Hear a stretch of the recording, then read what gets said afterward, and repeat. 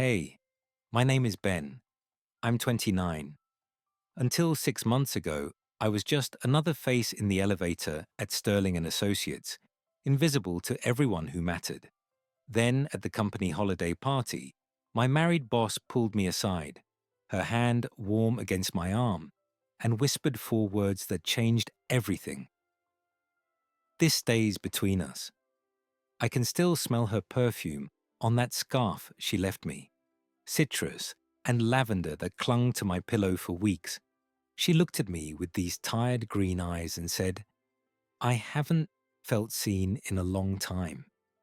If you're watching this right now, tell me where you're from in the comments, because I still don't know if what we did was wrong. I still remember the smell of her perfume from that first morning, citrus and lavender. It would follow me for months after. My name's Ben. I was 29 then, working as a mid-level analyst at Sterling and Associates downtown. Nothing fancy. I crunched numbers, made reports, sat in meetings where nobody asked my opinion. The kind of job that pays the rent, but doesn't pay much else. Every morning was the same routine. Up at 6:30, instant coffee in a chipped mug, subway packed with suits who looked right through me, the marble lobby of our office tower where the reception desk might as well have been surrounded by velvet ropes. I'd badge in, take the elevator to the 15th floor, and disappear into my grey cubicle until 5. That Tuesday morning started like any other. I was standing in the elevator checking emails on my phone when she stepped in at the top floor. Evelyn Marshall, our CEO. I'd seen her around, of course. Hard to miss. Tall, elegant, always in perfectly tailored clothes that probably cost more than my rent. Dark hair pulled back in a way that looked effortless, but probably took an hour. She had this presence, like the air itself straightened up when she walked into a room. But that morning was different. Instead of staring at the floor numbers, she looked right at me. Morning, Ben. Just 2 words. But the way she said my name, like she'd been thinking about it, my stomach did something strange. Morning, Ms. Marshall. The elevator dinged. She stepped out on her floor, and I caught another whiff of that perfume. Citrus and lavender. It stayed with me all morning. At my desk, I couldn't focus. Spreadsheets blurred together. All I could think about was the way she'd said my name, like she actually knew who I was, instead of just another face in the hallway. Around 10, Marta from HR stopped by my cubicle. Marta was the office gossip, always knew who was dating who was getting promoted, who was about to get fired. Holiday parties next Friday, she said, perching on my desk like a bird. You coming? Probably not. Oh, come on. Free booze, fancy food. What else you got to do? I shrugged. Office parties weren't my thing. Standing around making small talk with people who forgot my name the next Monday. Besides, Marta leaned in, conspiratorially. Word is the Ice Queen might actually show up this year. Ice Queen?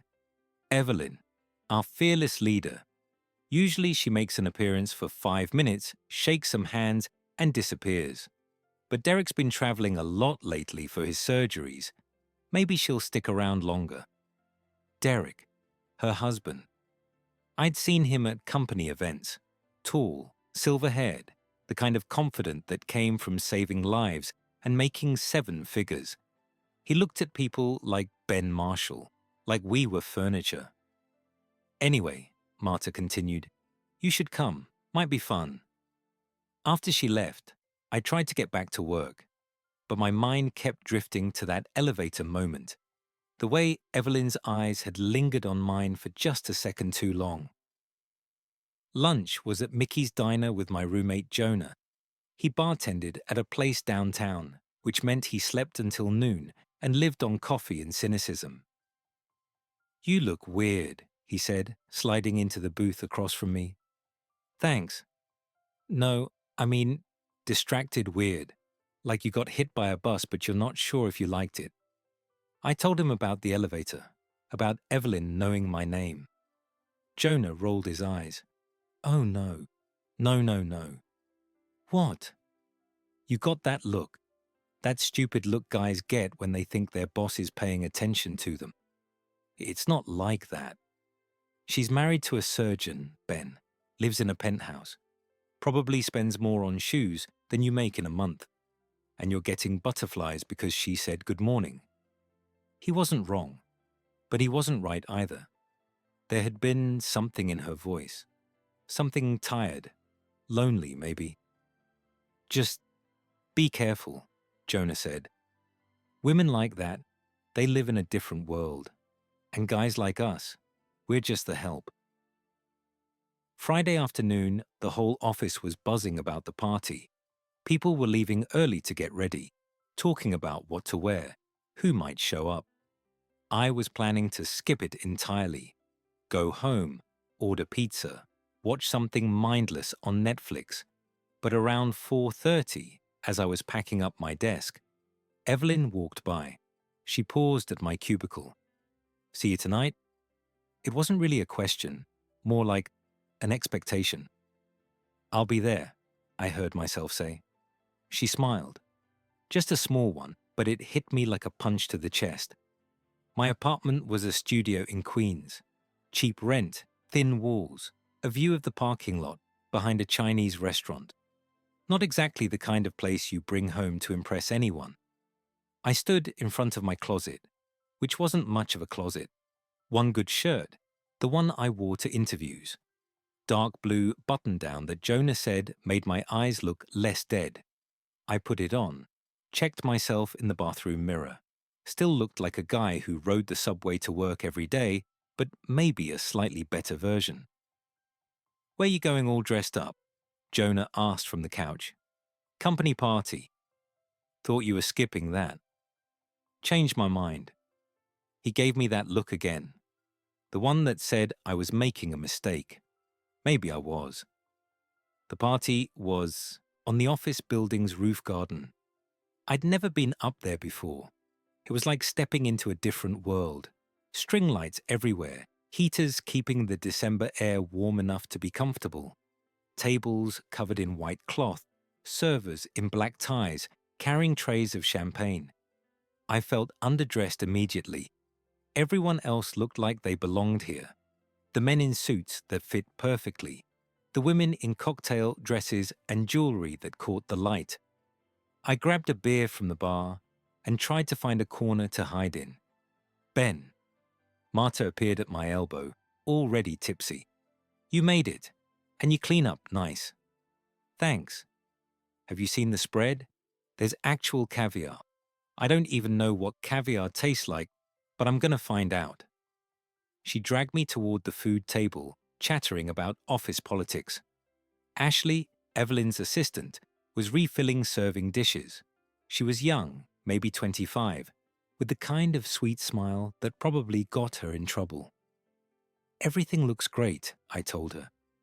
Ms. Marshall picked everything herself, Ashley said. She has very specific taste. Something about the way she said it made me think she wasn't just talking about food. That's when I saw Derek. He was holding court near the windows, talking to a group of senior partners, tall, distinguished, wearing confidence like an expensive cologne. The kind of man who'd never worried about making rent or whether his shirt was nice enough for a party. And then she arrived. Evelyn stepped onto the rooftop, and I swear the whole party shifted toward her. She was wearing a midnight blue dress, simple but perfect, like everything about her. Her hair was down, which I'd never seen before. It framed her face in a way that made her look younger, softer. Our eyes met across the crowd. She smiled, just barely, and started walking in my direction. Ben. Derek's voice cut through the party noise. He was suddenly standing next to me, champagne in hand. You're Rachel's boy, right? From the quarterly reports. Yes, sir. Good work on the Morrison analysis. Thorough. It was the kind of compliment that felt more like a test. like he was marking his territory. Evelyn reached us just as Derek was asking about my background, my education, my plans for advancement. The usual questions powerful men asked when they wanted to remind you of your place.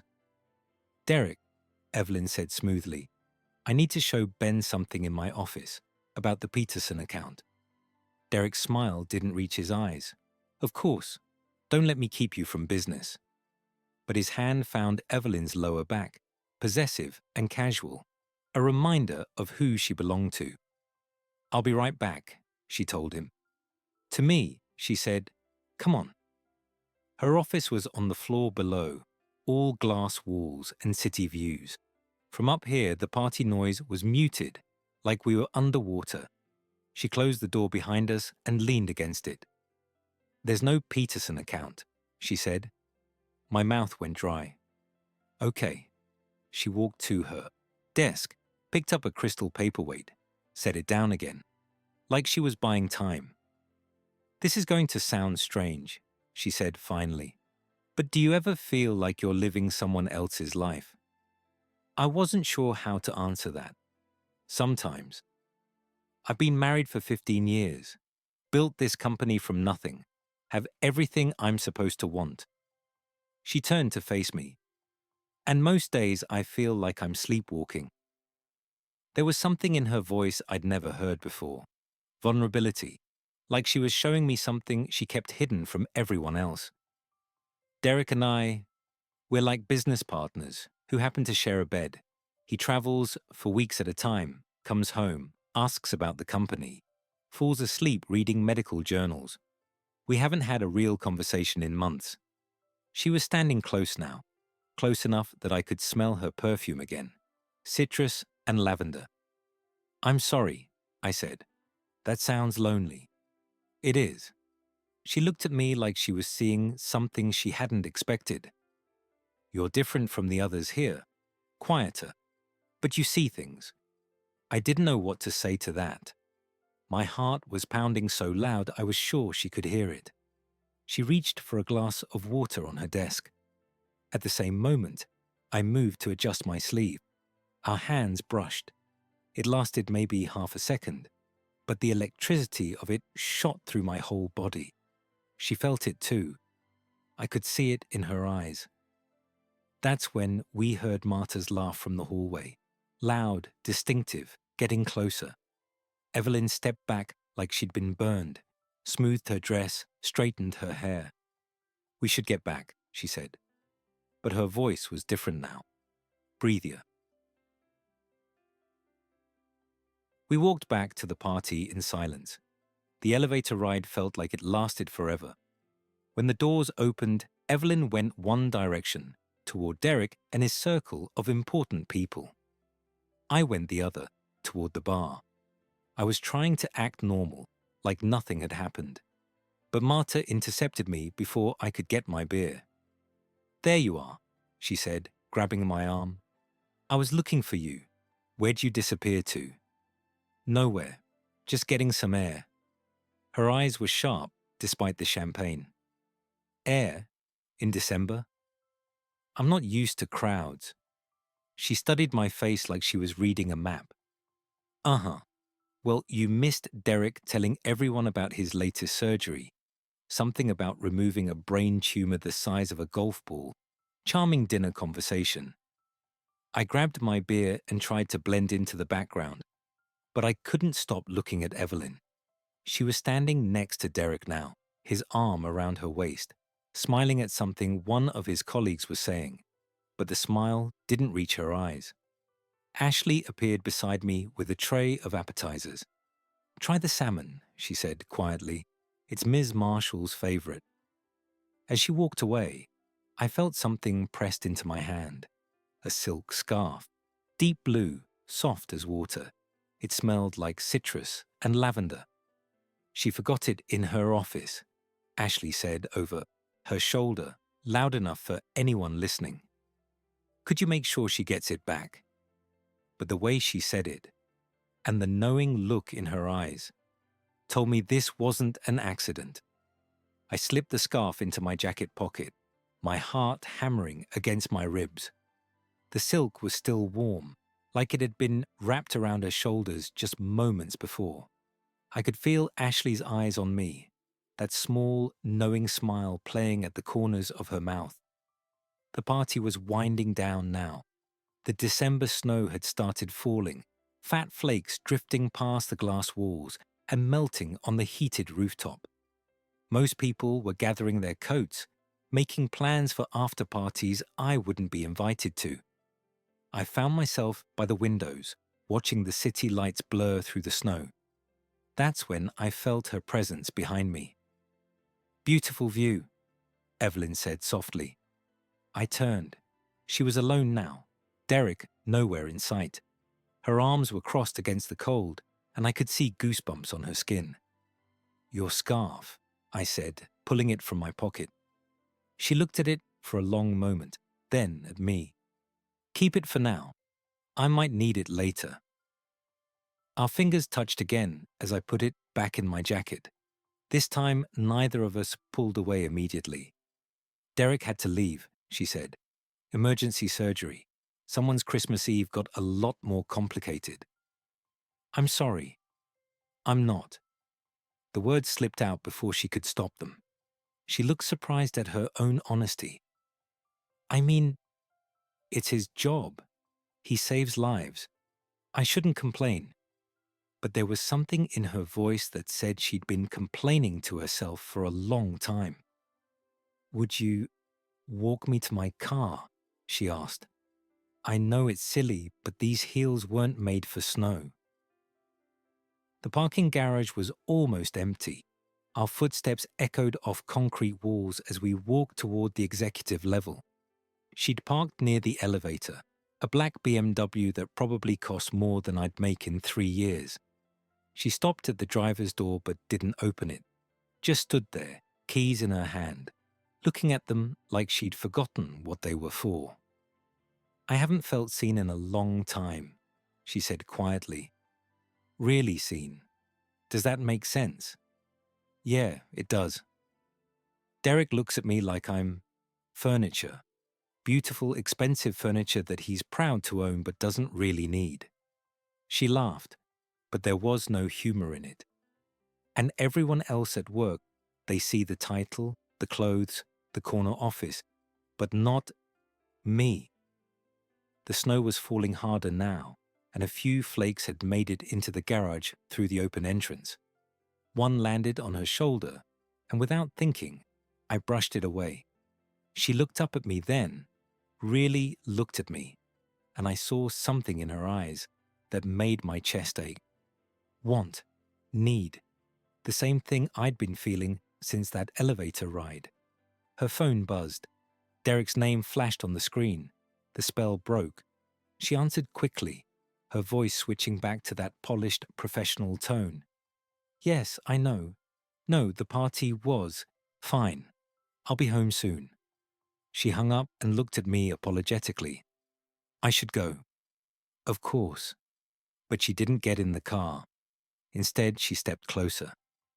"This stays between us," she whispered, so quietly I almost didn't hear it. "Whatever this is, it stays between us." Before I could respond, she was in her car, backing out of the parking space. I watched her taillights disappear into the snowy night, my hand still in my pocket, wrapped around her scarf. I walked home through the empty streets, snow crunching under my feet.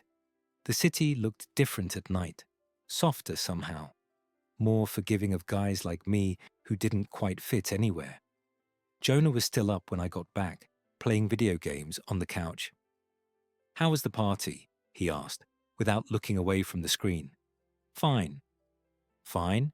That's it? No office drama? No awkward small talk with the Ice Queen?" I thought about telling him, about the conversation in her office, the scarf, the way she'd looked at me in the parking garage. But some things were too fragile to share, even with your best friend. "Just a regular office party," I said. But I could smell her perfume on the scarf in my pocket, and I knew nothing about this was regular.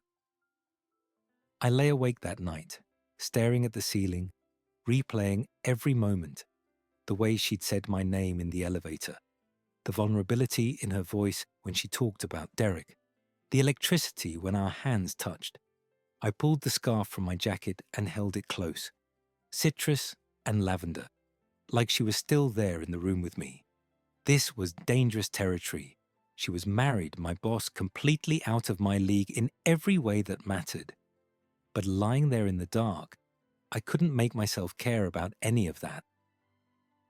Monday morning hit like a slap.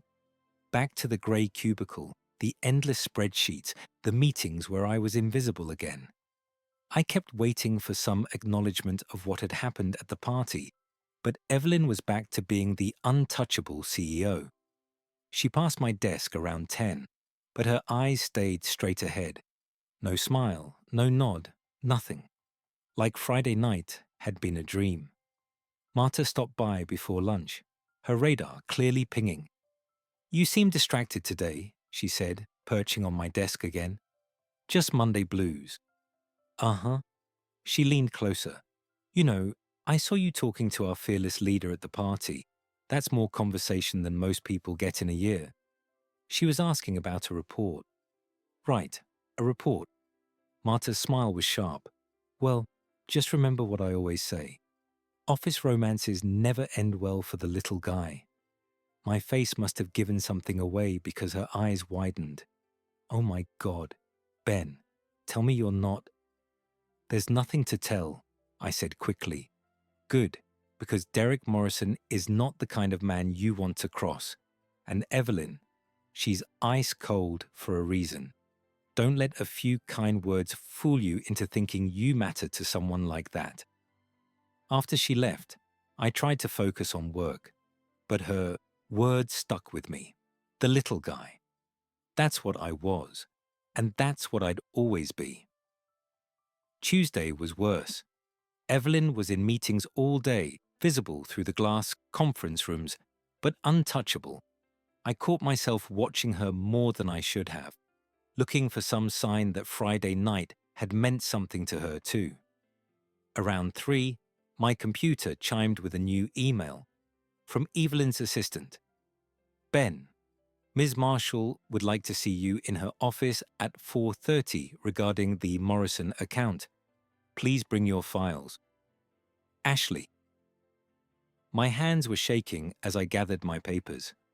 The Morrison account was real, but I'd finished that analysis weeks ago. This had to be about something else.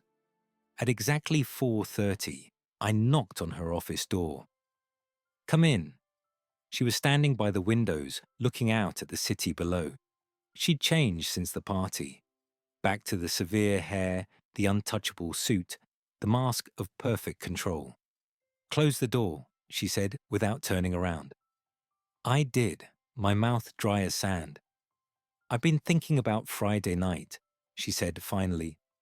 "About what I said to you, what I shared. Okay. It was inappropriate. You're an employee, I'm your boss, and I put you in an uncomfortable position." She turned to face me, and her eyes were cold again. Professional. "I want to apologize." This felt like a door slamming shut. "You don't need to apologize." "Yes, I do. Because it can't happen again. Whatever moment of weakness I had, it's over. We need to maintain proper boundaries." She was saying all the right words, but something in her voice didn't match, like she was reciting lines she'd practiced. "I understand," I said. "Good." She moved to her desk, picked up a folder. "I do need you to take another look at the Morrison numbers. There might be an error in the projections." I stepped forward to take the folder, and for just a second, our eyes met. The mask slipped, just for a heartbeat, but I saw it. The same want I'd seen Friday night. The same loneliness. Then it was gone. "That's all," she said, turning back to the window. I left her office feeling like I'd been punched in the stomach, but in the elevator, I opened the folder. There was no Morrison file inside, just a single piece of paper, handwritten in elegant script. "Some things are safer in silence. it and folded inside the note was my business card from the company directory. But on the back, in the same handwriting, the scarf, keep it safe. That night, I sat in my apartment holding the note, reading it over and over. Jonah was at work, so I had the place to myself. I pulled out her scarf, spread it across my bed, and just stared at it. She was right. This was dangerous, stupid, a fantasy that could only end badly for both of us. But I couldn't let go. I thought about her words in the parking garage. I haven't felt seen in a long time. The way she'd looked at me like I was the only real thing in her perfect, empty world. Maybe Marta was right. Maybe I was. Just the help. And Evelyn was slumming for a night because she was bored, or lonely, or going through some kind of midlife crisis.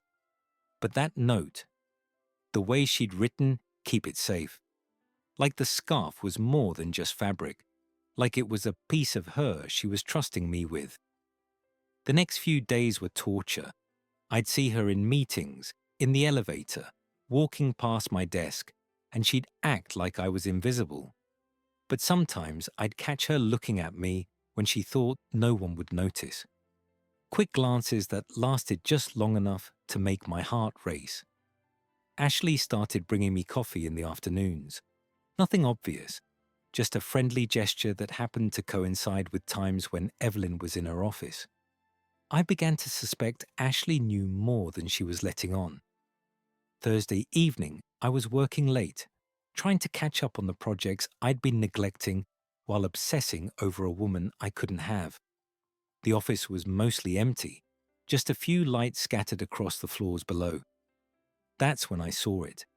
The light in Evelyn's office, still on at 8:30. I told myself to pack up and go home, to stop torturing myself with possibilities that would never happen. But instead, I found myself taking the elevator to her floor. The hallway was empty, silent, except for the hum of fluorescent lights. Her office door was closed, but I could see her silhouette through the frosted glass. I stood there for 5 minutes, maybe 10, trying to work up the courage to knock, or the wisdom to walk away. The door opened before I could decide. "I wondered how long you were going to stand there," she said. She looked tired, beautiful but tired, like she'd been fighting the same battle I had all week. "I saw your light on," I said lamely. "I've been working late a lot recently. Derek's in Boston until Sunday. Emergency consultation." She stepped back, and I walked into her office. The city spread out below us, all lights and possibilities.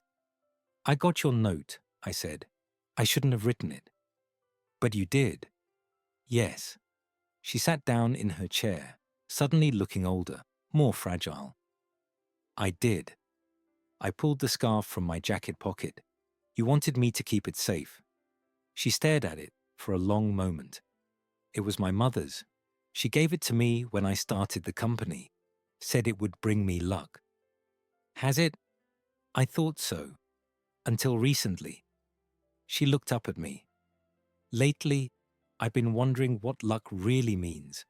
Is it getting everything you think you want? Or is it finding something you didn't know you needed?" The question hung between us like a bridge I was afraid to cross. "Ben," she said softly, "what are we doing?" "I don't know. This is insane. I'm married. I'm your boss. I'm 15 years older than you." "I know. It could ruin both our careers, my marriage, everything." "I know." She stood up, walked to the windows. "Then why can't I stop thinking about you?" The honesty in her voice broke something open in my chest. I moved closer until I was standing right behind her. "Because maybe sometimes the safe choice isn't the right choice," I said. She turned around, and suddenly we were inches apart. I could see the flecks of gold in her green eyes, the tiny scar above her left eyebrow, the way her breath caught when she looked at me. "If we do this," she whispered, "there's no going back, no pretending it didn't happen." "I know." And it has to stay between us. Always, no matter what happens. I know. She reached up and touched my face, just barely, her fingertips tracing my jawline. Then kiss me, she said, before I come to my senses. I leaned down and kissed her, soft at first, then deeper when she kissed me back. She tasted like coffee and mint, and something I couldn't name but knew I'd never forget. When we finally broke apart, she rested her forehead against mine. What happens now? I whispered. Now, she said, we figure out how to live with what we've done. Outside, snow began to fall again, covering the city in a blanket of white, making everything look clean and new, even when we both knew it wasn't. What would you have done if your boss whispered, "This stays between us"?